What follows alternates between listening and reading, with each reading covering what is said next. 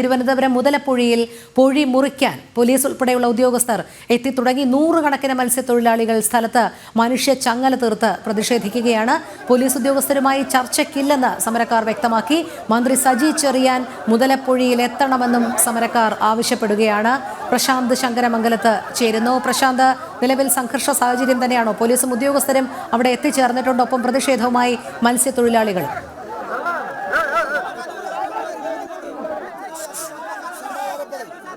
വലിയ രീതിയിലുള്ള സ്ഥലത്ത് തുടരും.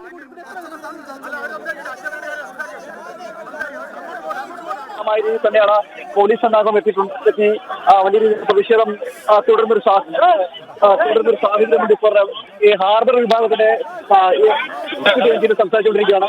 ഹാർബർ വിഭാഗത്തിന്റെ എക്സിക്യൂട്ടീവ് എഞ്ചിനീയർ സംസാരിച്ചുകൊണ്ടിരിക്കുകയാണ്.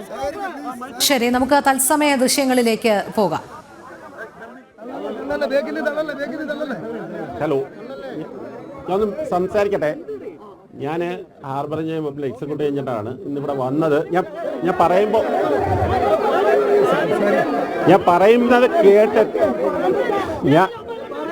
പറയുന്നത് കേട്ടിട്ട് നിങ്ങൾ പറഞ്ഞോളൂ. ഞാൻ ഇന്നലെ സർക്കാർ ഇന്നിവിടെ എത്തിയിട്ടുള്ളത് കഴിഞ്ഞ ഈ മാസം 12-ാം തീയതിക്ക് ശേഷം ഈ പൊഴി പൂർണ്ണമായും മൂടി. ഞാൻ പറഞ്ഞോട്ടെ. പൂർണ്ണമായും മൂടിയ ശേഷം ഈ പൊഴി അടഞ്ഞു കിടക്കുന്ന ഒരു സാഹചര്യം ഇവിടെ ഉണ്ട്. അപ്പൊ ഞാനിത് 2-3 പ്രാവശ്യം ഇത് പൊഴി മുറിക്കാൻ വന്നപ്പോൾ നിങ്ങൾ തടസ്സപ്പെടുത്തിയുണ്ടായി. അങ്ങനെ ഇന്നലെ സർക്കാർ ഒരു തീരുമാനം എടുത്തിരുന്നു. കുറേ ഡ്രഡ്ജിങ്, ഈ മണൽ മാറ്റുന്നതുമായി ബന്ധപ്പെട്ട് കുറേ തീരുമാനങ്ങൾ എടുത്തിരുന്നു. ആ തീരുമാനത്തിൽ പ്രധാനമായിട്ടുള്ള ആ തീരുമാനത്തിൽ പ്രധാനപ്പെട്ട ഒരു കാര്യം, ഈ മണ്ണ് മാറ്റുന്നതിന് നിലവിലുള്ള ഡ്രഡ്ജർ പോരാത്തത് കൊണ്ട് 10 ദിവസത്തിനകത്ത് ഇവിടെ ഒരു വലിയ ഡ്രഡ്ജർ എത്തിക്കാൻ ഡ്രഡ്ജർ എത്തിക്കുക എന്നുള്ളതും രണ്ട്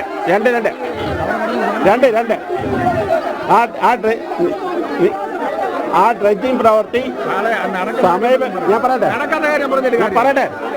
അപ്പൊ ഇന്നിപ്പോ നമ്മളിവിടെ എത്തിയിട്ടുള്ളത്, നമ്മൾ ഇന്ന് ഇവിടെ പൂർണ്ണമായി അടഞ്ഞു കിടക്കുന്ന പൊഴി മുറിക്കുക എന്നുള്ളത് വെച്ചിട്ടാണ് വന്നത്.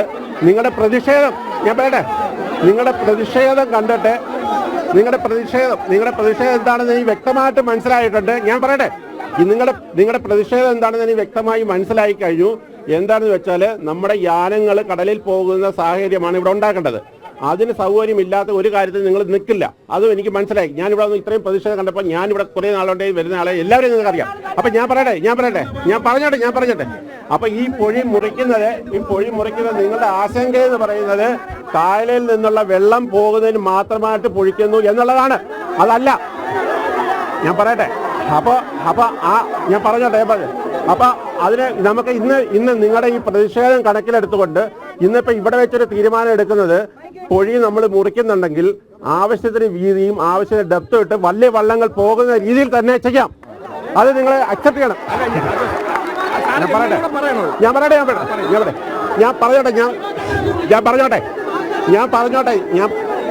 പറഞ്ഞോട്ടെ.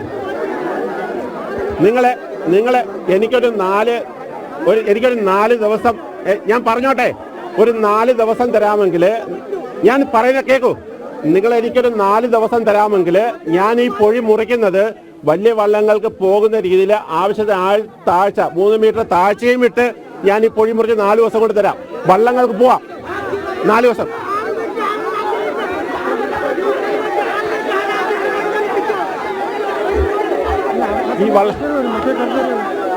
ഞാൻ പറയട്ടെ.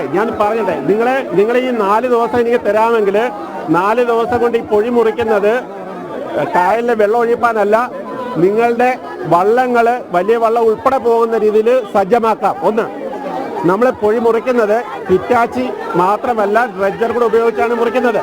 ഇത് മുറിക്കുമ്പോൾ നിങ്ങളുടെ എല്ലാ വള്ളങ്ങളും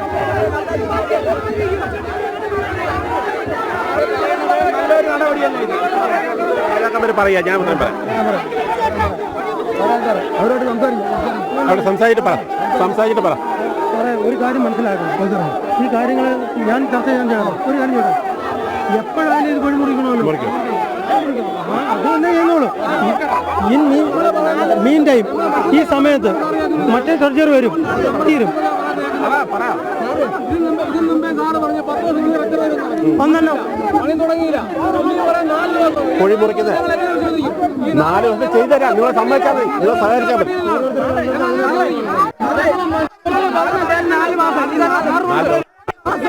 4 ദിവസം 2 മാസമായി പട്ടിണിയാണ്.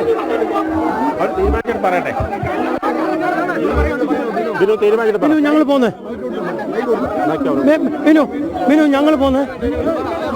നമ്മള് പ്രതിഷേധം തീരുമാനം പറ. ഇവരത് പറഞ്ഞോട്ടെ.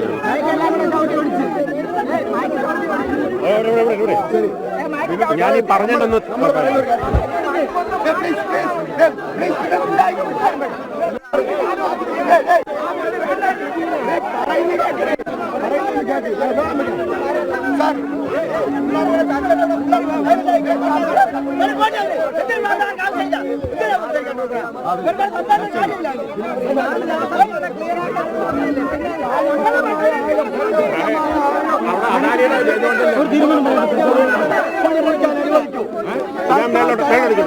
മേളിക്കട്ടോ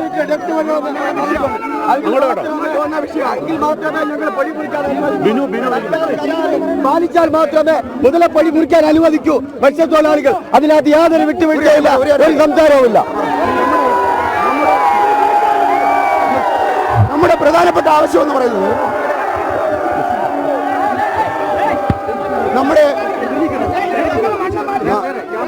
നമ്മുടെ പ്രധാനപ്പെട്ട ആവശ്യം എന്ന് പറയുന്നത് പ്ലീസ് പറയട്ടെ പ്ലീസ് പ്ലീസ്.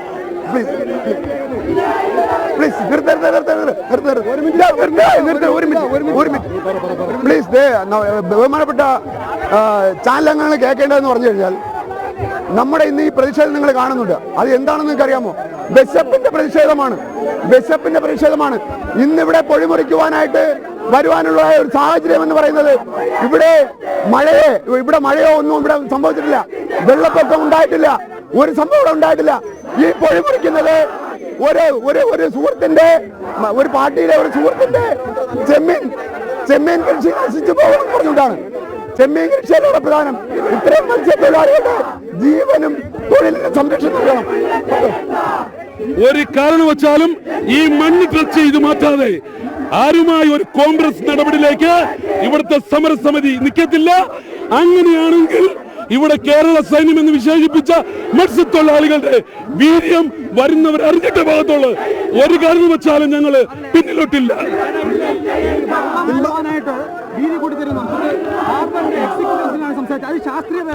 അല്ല, ഒരിക്കലും വെള്ളം പോകണമെങ്കിൽ ഈ പൊഴി മുറിയാൽ 6 മീറ്റർ ആഴം ഉണ്ടാവണം. ഇവർക്ക് 6 മീറ്റർ ആഴം ഉണ്ടാക്കി തരാൻ സാധിക്കുമോ? ഇപ്പോ അതിനുശേഷം ഇവർ 6 മീറ്റർ ആഴം ഉണ്ടാക്കിയതിനു ശേഷം ഇവർ പൊഴി മുറിച്ചു വിടട്ടെ, ഞങ്ങൾ സപ്പോർട്ട് ചെയ്യും. തീർച്ചയായിട്ടും കൂടുതൽ അപകടം ഉണ്ടാകും. ഇവര് മത്സ്യത്തൊഴിലാളികളെ കണ്ണില് പൊടിയിട്ട് കൊണ്ട് ചെയ്യാനുള്ള ഒരു സംവിധാനമാണ് ഒരുക്കുന്നത്. എന്ത് കൊടുത്ത് നേരിടും. അവര് വെടിവെച്ച് കൊല്ലുക, എന്തോ ചെയ്തോട്ടെ. മരിക്കേണ്ടി വന്നാൽ ഞങ്ങൾ പിന്മാറില്ല. ഇതിന് ശാശ്വതമായ ഒരു പരിഹാരം ഉണ്ടാക്കാതെ, ഈ മണ്ണ് ഇവിടുന്ന് മാറ്റാതെ ഞങ്ങളിൽ ഒരാളും പിന്നിലോട്ടില്ല. അല്ല, ഞങ്ങൾ മരിക്കാൻ വരെ തയ്യാറാണ്. അതൊന്നും ഞാൻ വരുന്നില്ല. ഇവർ എന്തോടായി കൊണ്ടുവന്നാലും ഞങ്ങൾ കേൾക്കുന്നില്ല.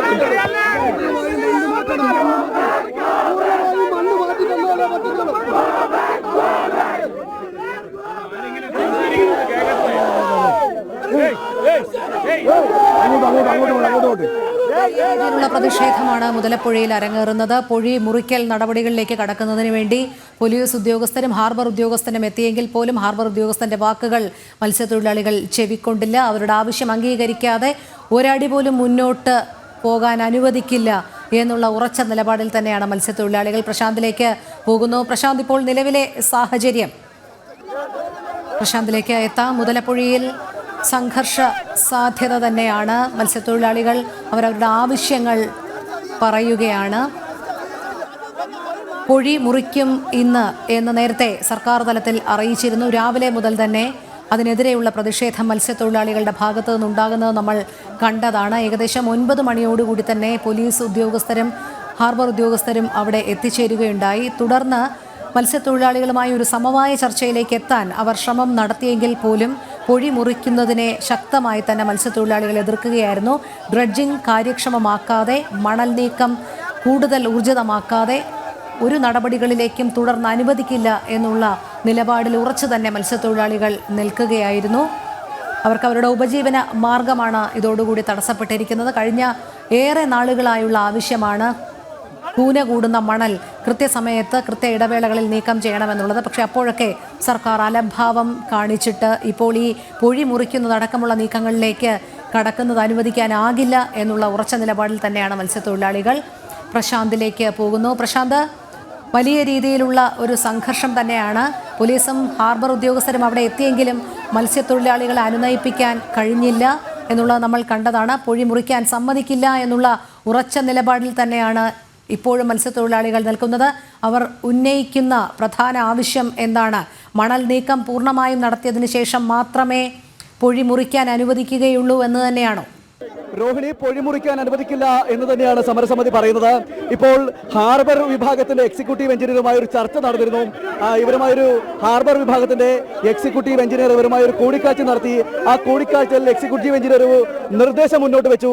അതായത് പൊഴി മുറിക്കുന്നെങ്കിൽ നിലവിൽ ഇവർക്ക് മത്സ്യബന്ധന യാനങ്ങൾക്ക് യാത്ര ചെയ്യാൻ കഴിയുന്ന രീതിയിൽ 3 മീറ്റർ വീതിയിലും ആഴത്തിലും പൊഴി മുറിക്കാമെന്നൊരു നിർദ്ദേശം മുന്നോട്ട് വെച്ചു. എന്നാൽ ആ നിർദ്ദേശവും ഈ സമരക്കാർ അംഗീകരിക്കുന്നില്ല. അങ്ങനെ ആ ഒരു നിർദ്ദേശം അവർ അംഗീകരിക്കാൻ കൂട്ടാക്കുന്നുമില്ല. സമരം തുടരുകയാണ്. ഈ നിർദ്ദേശം അംഗീകരിക്കാൻ കഴിയില്ല എന്നാണ് ഈ സമരസമിതി പറയുന്നത്. അവർ പൂർണ്ണമായും മണൽ നീക്കിക്കൊണ്ട് അവർക്ക് ശാശ്വത പരിഹാരം നൽകുന്നതല്ലാതെ ഈ നടപടി അംഗീകരിക്കാൻ കഴിയില്ല എന്ന് തന്നെയാണ് സമരസമിതിയും പറയുന്നത്. ഇത് മാത്രമല്ല, ഇത്തരത്തിൽ 3 മീറ്റർ മാത്രം വീതിയിൽ 3 മീറ്റർ ആഴത്തിലും വീതിയിലും ഈ മണൽ മാറ്റിക്കൊണ്ട് പൊഴി മുറിക്കുന്നത് അതും അശാസ്ത്രീയമായൊരു നിർമ്മാണമായിരിക്കുമെന്നും ഈ മത്സ്യത്തൊഴിലാളികൾ ആരോപിക്കുന്നു. അതുകൊണ്ട് തന്നെ സമരം പ്രതിഷേധവും ഇവിടെ തുടരുകയാണ്. ഇപ്പോൾ പോലീസിന്റെ ഒരു വലിയ സന്നാഹം സ്ഥലത്ത് തടിച്ചിട്ടുണ്ട്. റവന്യൂ വിഭാഗത്തിന്റെ അധികൃതർ ഇവിടേക്ക് എത്തിയിട്ടുണ്ട്. അതോടൊപ്പം തന്നെ ഈ ഉദ്യോഗസ്ഥരും ഹാർബർ വിഭാഗത്തിന്റെ ഉദ്യോഗസ്ഥരും ഇവിടെ എത്തിയിരിക്കുകയാണ്. അങ്ങനെ ഈ സമരക്കാരുമായി കൂടിക്കാഴ്ച നടത്തുന്ന ഒരു സാഹചര്യം കൂടിയുണ്ട്. ഇപ്പോഴും സ്ഥലത്ത് ഈ സമരക്കാർ ഒരു സ്ഥലത്ത് തടിച്ചു കൂടി നിൽക്കുന്നു. അപ്പുറത്ത് മറുവശത്ത് ഈ ഉദ്യോഗസ്ഥരും പോലീസ് അടക്കമുള്ള റവന്യൂ വകുപ്പിന്റെ ഹാർബർ വിഭാഗത്തിന്റെ അടക്കമുള്ള ഉദ്യോഗസ്ഥരും ഇവിടെ നിൽക്കുന്ന സാഹചര്യമുള്ളത്. പ്രതിഷേധം ശക്തമായി തന്നെ തുടരുകയാണ്. ഇപ്പോഴും പ്രശാന്ത്, ഈ ഉദ്യോഗസ്ഥൻ ഒരു സമവായ ചർച്ചയിലേക്ക് എത്തുന്നതിന് മുൻപ് ഇവർക്ക് സ്വീകാര്യമാകാവുന്ന ചില നിർദ്ദേശങ്ങൾ മുന്നോട്ട് വച്ചല്ലോ. ഈ പൊഴി മുറിക്കുമ്പോൾ അതിൽ കൂടി വലിയ വള്ളങ്ങൾ ഉൾപ്പെടെ കടന്നു പോകാൻ സാധ്യമാക്കും വിധം ആ രീതിയിൽ ആഴത്തിലുള്ള പൊഴിമുറിക്കലാകും നടക്കുക എന്ന് ഉള്ള സൂചന നൽകി. പക്ഷേ അതൊന്നും അംഗീകരിക്കാൻ തയ്യാറായില്ല എന്ന് മാത്രമല്ല, മത്സ്യത്തൊഴിലാളികൾ ഇതിനിടയിൽ അവരുടെ വിമർശനത്തിന് ഇടയിൽ ഒരു ആരോപണം കൂടി ഉന്നയിച്ചു. ഇത് സാധാരണ രീതിയിലുള്ള ഈ ചെമ്മീൻ കൃഷി കായലിൽ നടത്തുന്നവരെ അനുകൂലിക്കുന്നതിന് വേണ്ടിയിട്ടാണ് ഈ മത്സ്യത്തൊഴിലാളികളെ കാണാത്ത നടപടിയിലേക്ക് സർക്കാർ കടക്കുന്നത് എന്നുള്ളത്. എന്തായാലും മത്സ്യത്തൊഴിലാളികൾക്ക് ഇതിൽ കൃത്യമായ ധാരണയുണ്ട്. അവരുടെ ആവശ്യങ്ങൾ എന്താണ്, അത് പൂർത്തീകരിച്ചതിന് ശേഷം മാത്രം മതി പൊഴി മുറിക്കാൻ എന്ന ഉറച്ച നിലപാടിൽ തന്നെയല്ലേ മുന്നോട്ട് പോകുന്നത്?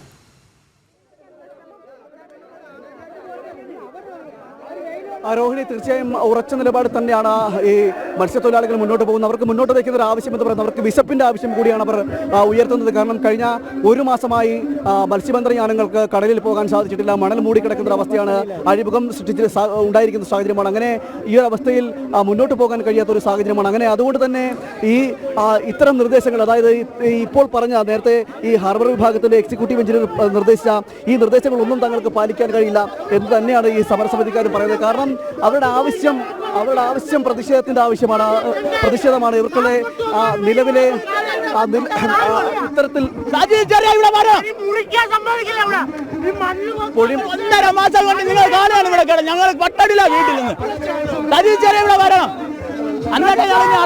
എക്സിക്യൂട്ടീവ് എഞ്ചിനീയർ പറയുന്ന ഈ കടലിൽ പോകാൻ ഒരു സൗകര്യം ഒരുക്കി തരാമെന്നാണ് പറയുന്നത്. അത് നടക്കത്തില്ല. ഈ മണ്ണ് മാറിയാലേ സൗകര്യം ഞങ്ങൾക്കറിയാം. ഞങ്ങൾ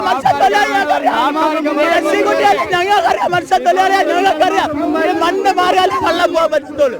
3 മീറ്റർ ആഴത്തിൽ കുഴിച്ചിട്ട് ഈ വലിയ ബോട്ടുകൾക്ക് പോകാൻ സൗകര്യം വന്നാലേ 3 മീറ്റർ ആഴം കിട്ടും. അല്ല വെള്ളത്തിൽ വന്നിട്ടുള്ളതല്ലേ 3 മീറ്റർ കഴിഞ്ഞ്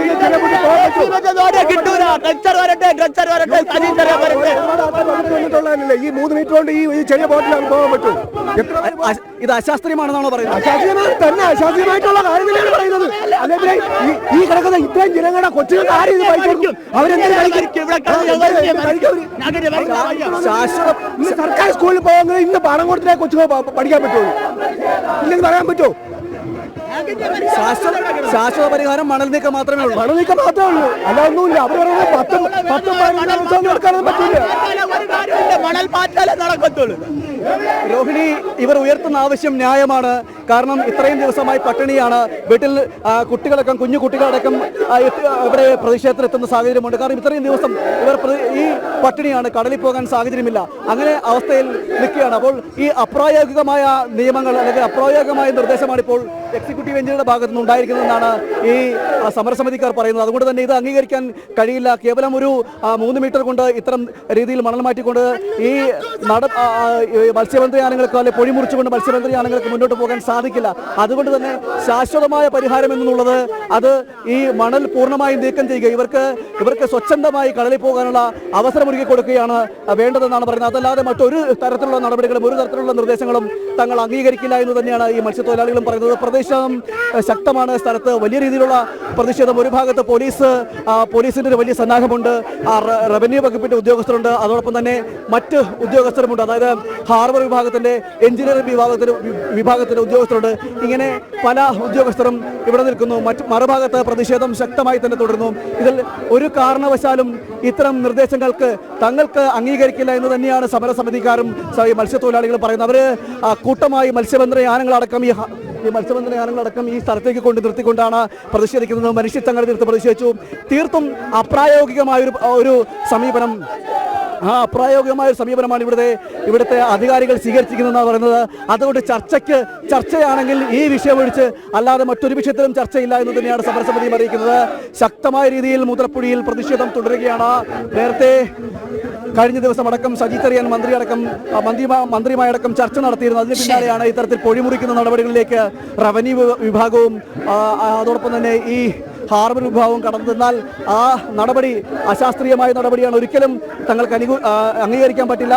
ഈ 3 മീറ്റർ ആഴത്തിൽ മത്സ്യബന്ധനയാനങ്ങൾക്ക് കടന്നു പോകാൻ കഴിയുന്ന രീതിയിൽ പൊഴി മുറിക്കാമെന്ന് പറയുന്നതും അശാസ്ത്രീയമാണെന്ന് തന്നെയാണ് ഈ സമര സമിതിക്കാരും മത്സ്യത്തൊഴിലാളികളും പറയുന്നത്.